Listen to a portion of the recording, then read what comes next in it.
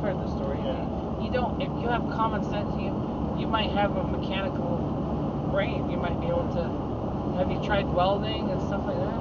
Yeah, I know how to weld a little bit, like stick weld, but like. No MIG. Never tried MIG. No. I was gonna buy a welder, like a cheap Harbor Freight one soon. Just like, No, don't get. There's a.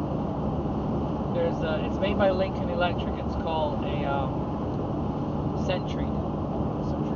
And I got mine through Home Depot online. It's like $200, but it's AC/DC. That's what I'm looking to spend, like around $200. The Harbor Freight one, I bought one and took to Barbados, but Barbados's 110 volt or 120 volt is 50 cycles. It's not 60, so everything works slower down there. Like if you buy a fan and you go down there, the high speed is like medium up here. You gotta see the front where